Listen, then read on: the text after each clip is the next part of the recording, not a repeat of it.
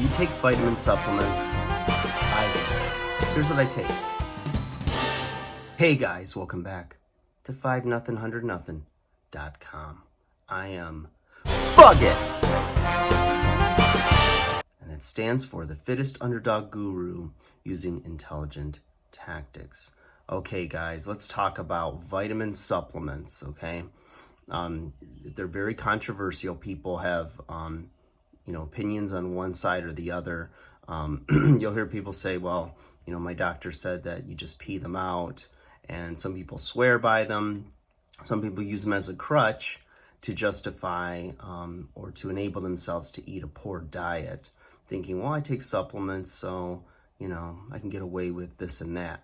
But the truth is, for me, with a very low carbohydrate diet, very high fat, moderate protein diet, I'm definitely missing nutrients, right, from other food groups, right, different foods, food sources. So what I do, and I've done for a long time, is I will use supplements as a way to be like what they say, an insurance policy.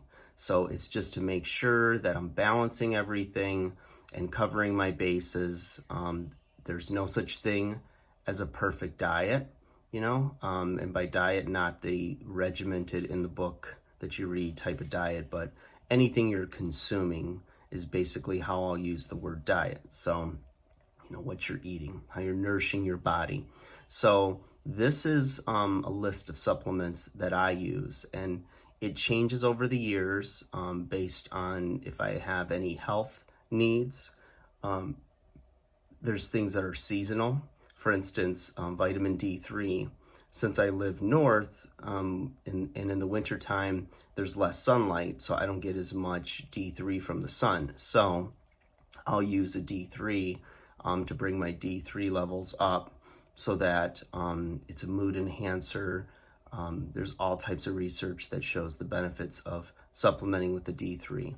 I also use an iron supplement, and a few years ago, I had an issue with my hemoglobin, and so it showed that I was deficient in iron, so I supplement with that, and it's amazing what that's done for increasing my energy. They also recommend that you have red meat and green leafy vegetables, to which I do both of those. And it's funny, growing up when I was younger, I always noticed that if I took meat out of my diet, red meat, I noticed a lack of energy, a lack of just overall wellness, and also muscle mass and strength. So I found that I definitely benefit from having red meat in my diet, which luckily my current diet allows me to do. So that's all good.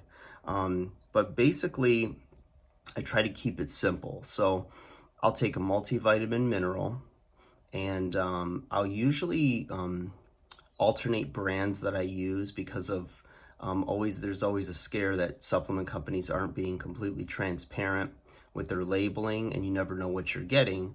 But I'll look for companies that will submit themselves to independent research or independent analyzing of their product. That way you get a no bias take on what's in their supplement. But even with that, I'll still alternate my brands with all the supplements I use as sort of my own insurance policy, that if I get something that's a bad batch or something that's not being completely honest on the label, that, within 30, 60 days, whatever it is, I'll be switching brands. So I think that's just stacking the odds in my favor of getting quality. So I'll do that, as well as a fish oil. So I'll use a blend of omega-3, 6, and 9 fats, which your body needs all of them. And they're very important for producing healthy testosterone. So that heart health, skin, etc., the list goes on with the benefits of adding a fish oil supplement or a healthy fat or essential fat supplement. So I'll do that, as well as something called T+.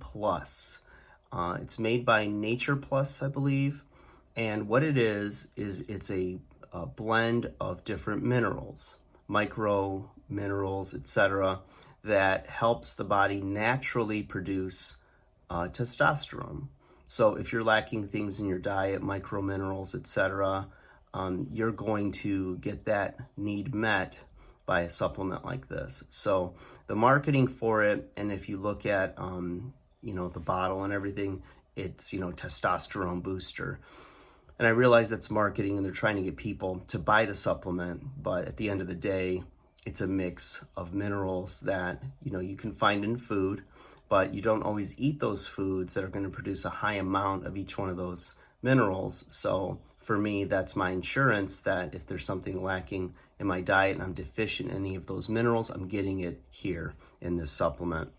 And the only other thing that I use, and I've started back on this over the last few months, is creatine monohydrate.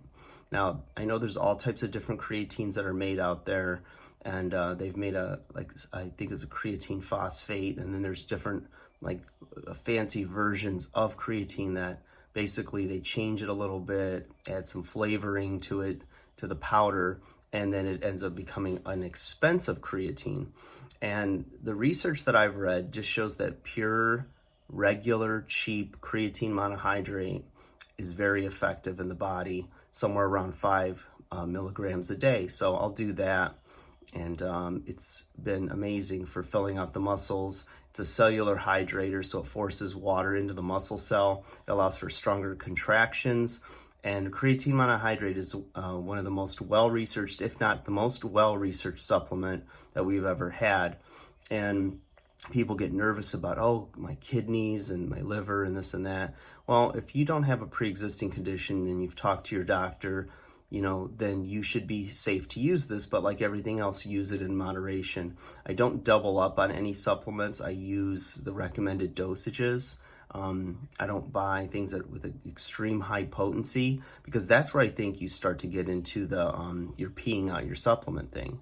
And the truth is, as far as I'm concerned, that when you eat or drink anything, you're going to excrete it through your waste.